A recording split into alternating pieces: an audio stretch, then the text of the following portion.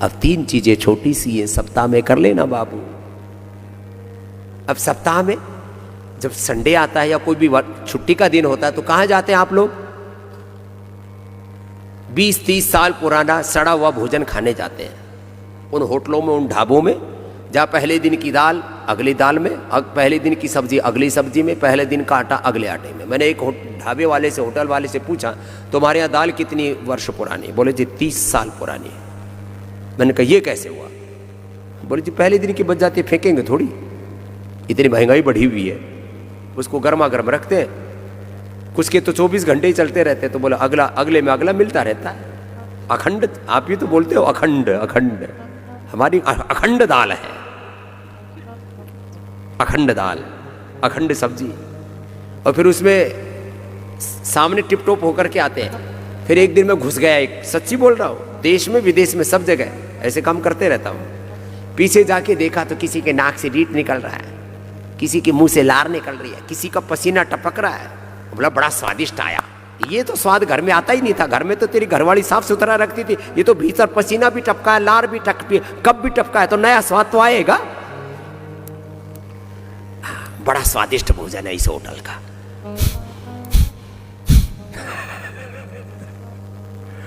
और किसी किसी ढाबे में तो वो दूसरा काम भी कर देते हैं। फिर कई बार आपने देखा होगा सोशल मीडिया पर वायरल हो रहे थे, किसी के तो घर में ही काम कर देते हैं, बाउल थूक भी देते हैं, मूत भी देते हैं। क्यों खाते हो तुम? ये बाहर का खाना बंद करो। अब बाहर जाए तो खाएं क्या? अरे फल फ्रूट बना रखे भगवान ने, इतने बढ़िया केला पैक करके बना रखा, उसमें कोई छेड़छाड़ नहीं कर सकता। केला खाओ, सेव खाओ, पपीता खाओ, बहुत तरह के फल मिलते हैं, सलाद मिलती है, वो खाओ। और खैर बात विषयांतर हो जाएगी। कफ कोल्ड 7-7 दिन, 10-10 दिन, 15-15 दिन लोगों को खराब कर रहा है। 3 दिन में ठीक करना है तो सुबह शाम नशे करो, जल्दी ठीक करना है तो 3 बार नशे कर लो, 2 दिन में ठीक हो जाएगा। ज्योतिषमती अणु तेल दोनों का डाल करके खाली पेट स्वासारी खाने के बाद ब्रोनकोम ले लेना। नशे जिनको बहुत ही ज्यादा सिर में दर्द रहता है, बादाम रोगन का क्या करो। बादाम रोगन और ये अखरोट का भी तेल है, ये दोनों बहुत ही, वॉलनट ऑयल और ये जो है पूरा बादाम रोगन बहुत जबरदस्त है।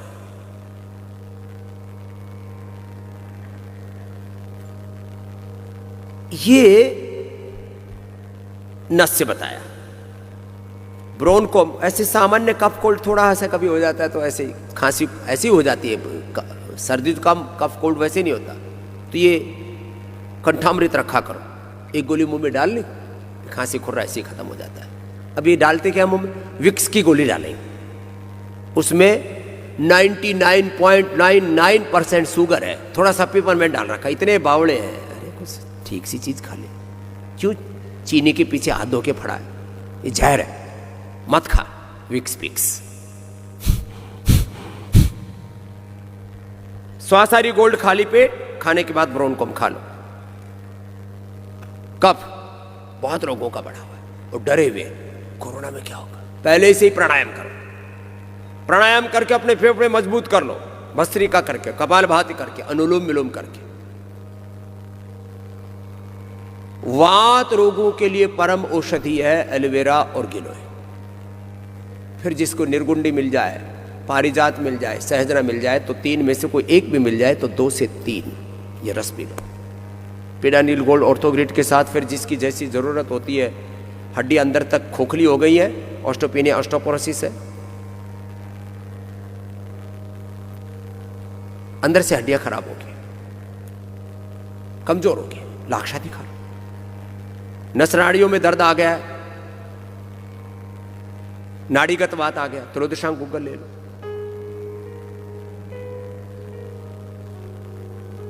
और उसका असर सूक्ष्म तंत्रिकाओं पर हो गया, ब्रेन और नर्वस सिस्टम पर हो गया, नस नाड़ियों के आगे नर्वस सिस्टम।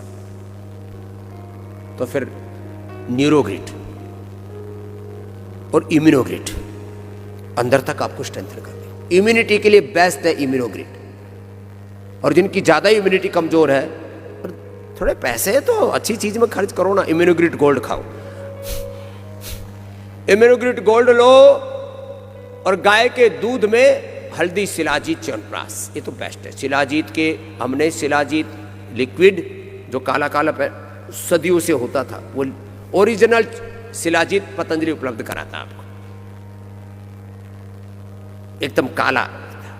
उसके तो ऐसे छोटी सी चम्मच का पिछला वाला हिस्सा हल्का सा छू करके और मुंह में टच भी कर लेते हैं ना, तो ऐसा लगता है पूरी गर्मी आ जाती है और उससे हड्डियां अच्छी होती है, उससे कोई शरीर में दुर्बलता नहीं रहती, कब कोल्ड नहीं रहता, एनर्जी का लेवल तो बहुत ही हाई हो जाता है। तो लिक्विड शिलाजीत, शिलाजीत की गोली, शिलाजीत रसायन, शिलाजीत का ड्रॉप, और ये अब तो स्वर्ण शिलाजीत, ये थोड़ी कम मिल पा रही है, ओवर डिमांड में है स्वर्ण शिलाजीत, खा लिया करो। ये वात रोगों के लिए भी अच्छी है, कफ रोगों के लिए भी अच्छी है, कमजोरी के लिए भी अच्छी है, बहुत तरह के। खैर, तो मैं वात रोगों के लिए बता रहा था, सबसे ज्यादा अंदर से शरीर कमजोर होता दो बीमारियों में, एक का नाम है शुगर, उसके लिए न्यूट्रीला डायबिटिक केयर, दूसरे का नाम है अर्थराइटिस। अर्थराइटिस में डाइट रिस्ट्रिक्शन इतने आ जाते हैं, आदमी कुछ भी खाने से डरता है, दर्द बढ़ जाता है, एकदम पाइप आदि कर जाता है। तो न्यूट्रीला ऑर्थो केयर मैंने कंपलसरी कर दिया। अब 2-3 खाने पीने की खास बात, जिनको अर्थराइटिस है, अर्थराइटिस के लिए तो मैं पहले बताता था, अस्थमा के लिए खजूर कल्प सब लोग कर नहीं सकते, अस्थमा और अर्थराइटिस के लिए सबसे बेहतर है बाजरा, चना बादी कर देता है। जवार भी किसी किसी को, जवार और मकई अच्छे होते हैं, मिक्स करके खाया करें। या स्वस्थ व्यक्ति कभी एक दिन जवार की, एक दिन बाजरे की, एक दिन रागी की, एक दिन ऐसे मकई की अलग अलग रोटी खा सकते हैं। लेकिन एज ए ट्रीटमेंट मैंने देखा है जितना लाभकारी बाजरा है, ये कोई हम कोई प्रचार करने के लिए या हमने बचपन में बाजरा खाया इसलिए नहीं बता रहे कोई, बाजरे की खिचड़ी थोड़ी चने की दाल डाल करके, और हम तो यहां बाजरी, अब जितने भी कफ कोल्ड के रोगी हैं उनकी रोटी बंद करवा करके उनको अब खिचड़ी खिलाएंगे। बाजरे की खिचड़ी बड़ी जबरदस्त होती है। और आजकल जो मोटा बाजरा आता है उसको तो कूट करके उसका छिलका उतारना पड़ता है, वो थोड़ा कड़वा होता है। अब उसके गुण धर्म क्या होते हैं और रिसर्च करना पड़ेगा, वो अलग बात है। और उससे उसकी सेल्फ लाइफ भी कम हो जाती है। बाजरे का आटा यदि पीस लो ना, बाजरा रखो कोई दिक्कत नहीं है, लेकिन बाजरा का आटा बनाने के बाद 5 या 7 दिन में कड़वा हो जाता है, जो भी इसका केमिकल रिएक्शन होता होगा। एक खास बात बता रहा हूं, जरा सुन लो। हमने मंगवा रखी है स्वर्ण बाजरी, बहुत जबरदस्त है। वो पाकिस्तान के बॉर्डर की तरफ जैसलमेर, जोधपुर, बीकानेर उस इलाके से मंगवाई है, और थोड़ी बहुत नहीं मंगवाई, मैंने कई ट्रक बाजरी मंगवा रखी है यहां पर रोगियों को खिलाने के लिए भी, क्योंकि अब अगले साल ही मिलेगी दिवाली के आसपास। तो मैंने स्टॉक करवा लिया है, पता नहीं कितनी 100 टन है, वो अलग बात है। और जितने भी अस्थमा के रोगी हैं वो 3 दिन तो उपवास करो।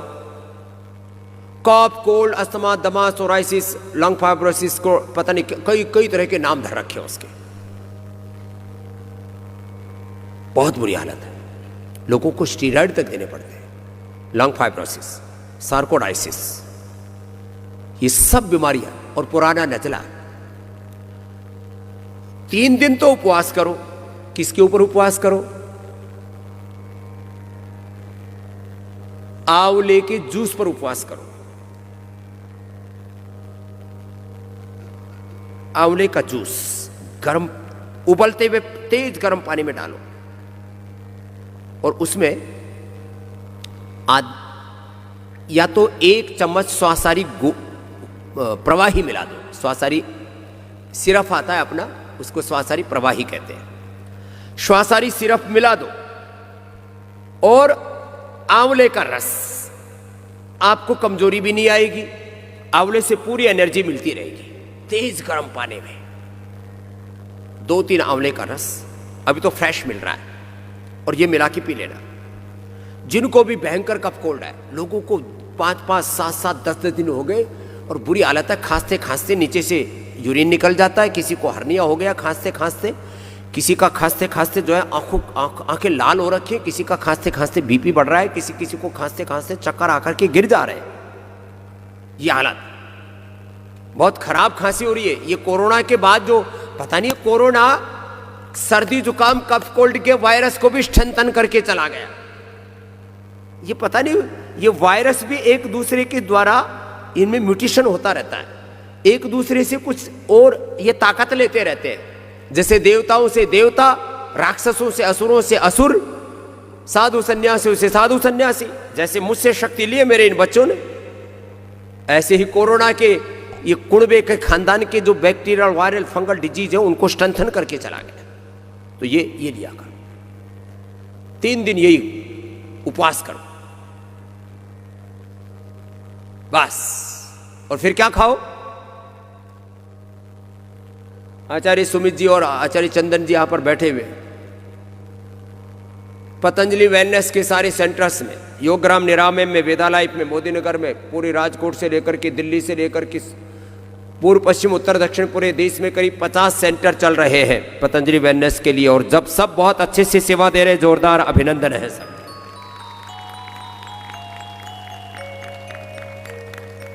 अब वात रोगों के लिए और कफ रोगों के लिए, अस्थमा के लिए और अर्थराइटिस के लिए, वात और कफ दोनों के लिए ये बाजरी, तो बाजरे की खिचड़ी बना करके खाओ।